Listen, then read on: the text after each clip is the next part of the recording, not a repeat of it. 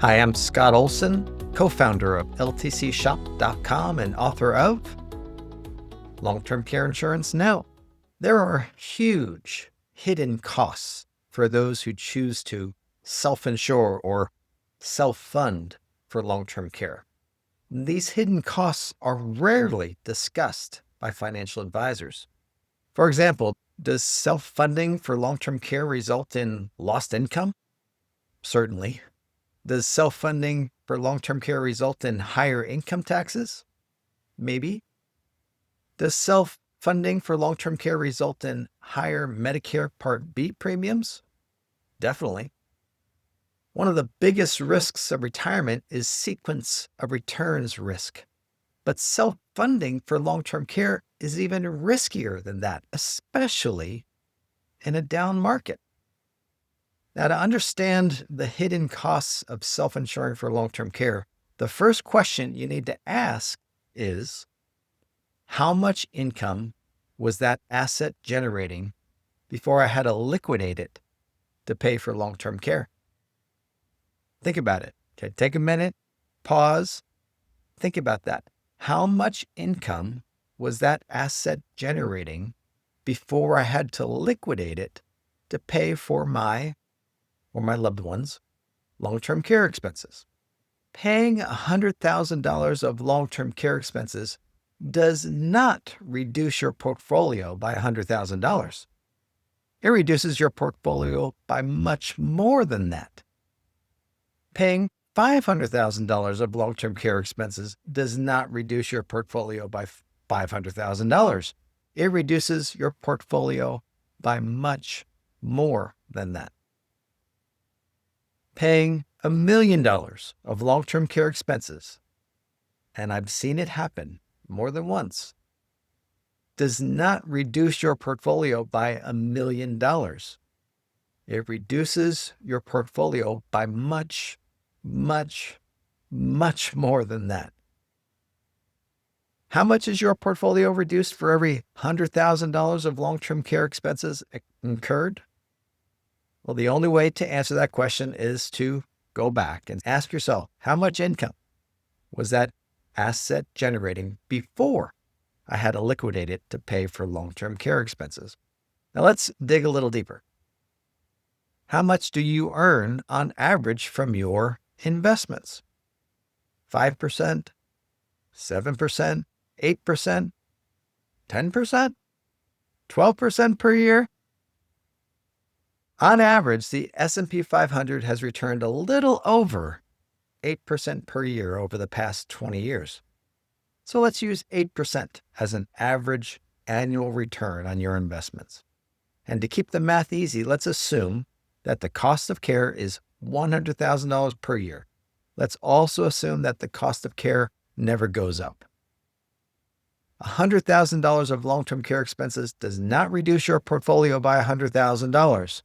Liquidating $100,000 of your investments to pay for long-term care reduces your portfolio by $100,000 plus the income that $100,000 would have generated for you every year for the rest of your life and the rest of your spouse's life, if applicable.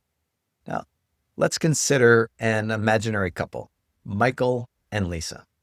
Michael is 74. Lisa is 69. Many years ago, Michael and Lisa decided to self-insure for long-term care because they had a 7-figure retirement portfolio. On his 75th birthday, Michael trips over his exercise equipment and his back is severely injured. He will need care for the rest of his life. Lisa withdraws $100,000 from their retirement savings to pay for his first year of care. The following year, Lisa's investment income will be about $8,000 less than the previous year because she no longer has that $100,000 she withdrew to pay for Michael's first year of care. A year later, she withdraws another $100,000 to pay for his second year of care. That year, Lisa's investment income will be about $16,000 less than it used to be. Why? Well, because she had to withdraw a total of $200,000 to pay for Michael's care. Instead of earning 8% on that $200,000, she is earning nothing on that $200,000 because it's gone. Third year, Michael needs care. She withdraws another $100,000. That year, her investment income will be about $24,000 less than it used to be because she has had to withdraw $300,000 to pay for Michael's care instead of earning 8% on that $300,000. She's earning nothing on that $300,000 because it is gone. Fourth year, Michael needs care. She withdraws another $100,000. That year, her investment income will be about $32,000 less than it used to be because she has had to withdraw a total of $400,000 to pay for Michael's care. Instead of earning 8% on that $400,000, she's earning nothing on it because it's gone. The fifth year that Michael needs care, Lisa withdraws another $100,000. That year, her investment income will be about $40,000 less than it used to be because she's had to withdraw a total of $500,000 to pay for Michael's care. Instead of her earning 8% on that $500,000, she is earning nothing on it. Then Michael dies. That's the good news for Lisa because she was getting tired of withdrawing $100,000 every year from their retirement savings to pay for his care. The bad news is that Lisa's income will be $40,000 lower every year for the rest of her life than it would have been if she hadn't had to liquidate $500,000 to pay for Michael's care. That $500,000 is permanently lost. The $40,000 of income she would have earned on that $500,000 every year is permanently lost. If Lisa lives 10 years longer than Michael, which is likely, the $500,000 in long-term care expenses paid for Michael's care will reduce Lisa's net worth by over $1 million. $500,000 taken from the portfolio and $520,000 in lost investment income.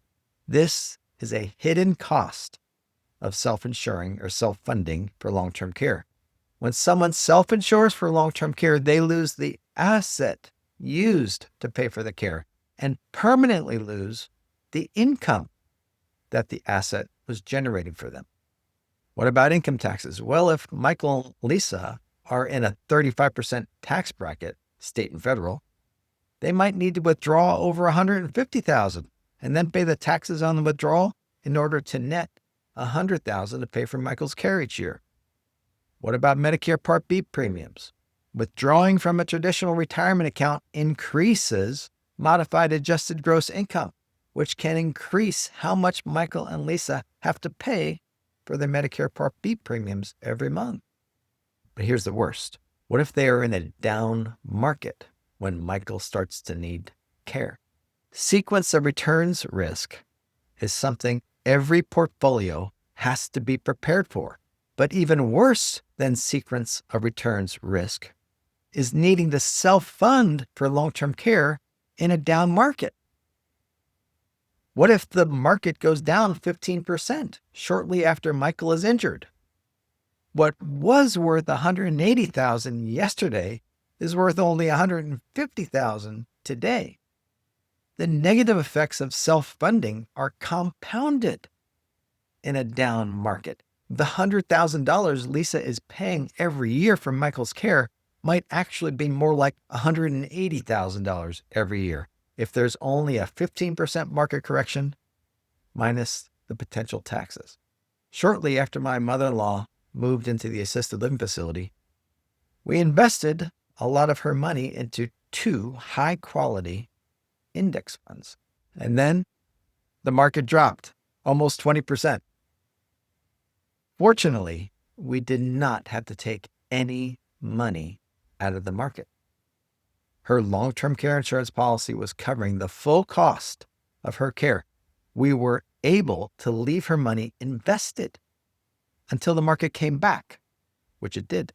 Why not own tax-free long-term care insurance instead of self-funding? If you own a business or if you own a health savings account, much of the premium from your long-term care policy, possibly all of the premium you pay for your long-term care policy, can be tax deductible. Plus, when you need care, the benefits from your long-term care policy are tax-free.